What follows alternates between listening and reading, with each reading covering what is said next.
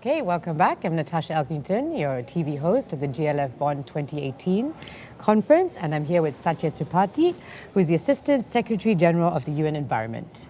Last time you were just appointed, actually. That's true. Yes. And now I have joined. Now you've joined. I've started working in New York. And how is New York?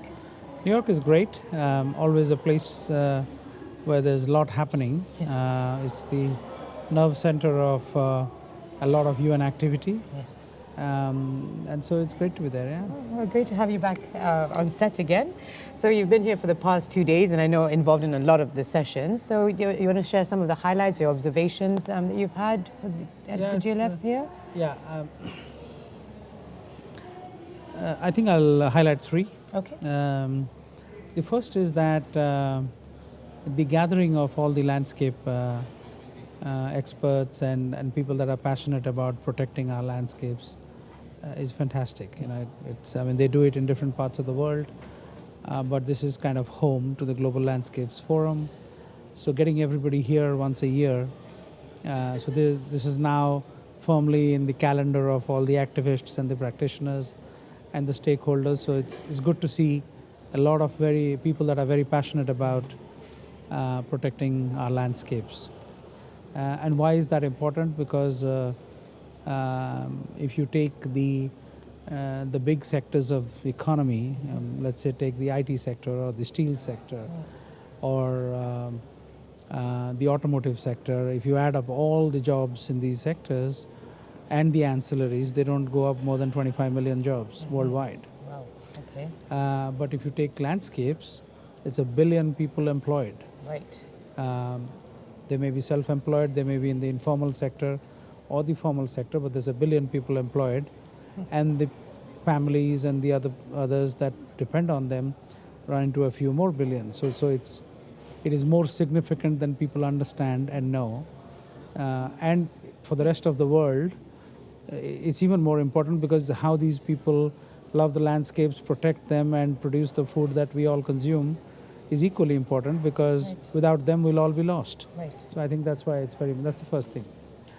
The second thing is that we know now for a fact, whether you take the peatlands, which store very high amounts of carbon,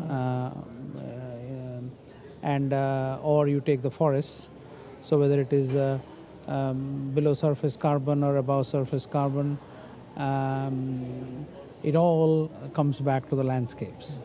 So even in terms of the climate conversation, it's extremely important in terms of the mitigation and impact that it can have. And from the recent IPCC report and the emissions gap report that came out a few days ago, we very well understand that we are not on track to achieving the goals we set for ourselves, which is 2 degrees Celsius by the turn of the century. And that is only possible if we focus on the landscapes and improve the health of the landscapes and how we use what we have. And I think that's the second most important thing. And the third thing is that all of this needs significant amounts of finance. Right. Because you may have great ideas, but if you can't get them implemented, it's of no use. And to get them implemented, you need resources. And in that, we've heard a lot from a lot of champions and pioneers on private finance, how the private sector can really contribute in a big way in leveraging the small amounts of public finance we have. And sometimes we have seen 10 times or 20 times the impact. Right.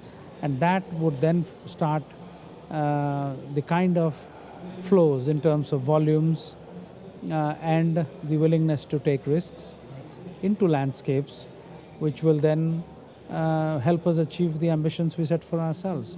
So I think I've seen that all the three in great measure, and that gives me a lot of hope. Okay, good. Yes, because I guess I was just going to ask you one question, which it keeps coming up, but this whole idea of like by 2050 we're going to apparently hit 10. Well, it's 9 billion at the moment, but it could be more. So it's like, how do you find that balance with trying to feed such a large population and also trying to restore, sustain our landscapes? So how do you see us trying to... Well, I mean, that question, a lot of people frame the question in a wrong way. Okay. And the way they frame the question is I mean, the easy one is how are we going to feed 9 billion people by 2050? The other question they ask is, where are we going to find more land? Whereas the question to ask actually is that we are going to have 9 billion people, that's a fact. Yeah. And that they need to be fed is a fact. The question to ask is, and we have finite amount on land, which is a fact. Right. So when these three are facts, there is no rhetorical question left. So the only question to ask is, how are we going to improve productivity of the land we have, that we are able to provide healthy, nutritious food to everybody, and remove the inequality that exists in large measure in some of the reports that Oxfam publishes regularly. You find in some countries the top 1% people own 99% of the resources. Right. That is not a sustainable arrangement for any society, whether it is developed or developing. And so I think that's the right question to which we should all be seeking answers. How do you improve the factor of productivity? By using as little chemicals as possible, or even zero chemicals if possible, on a global scale. Yes. Okay.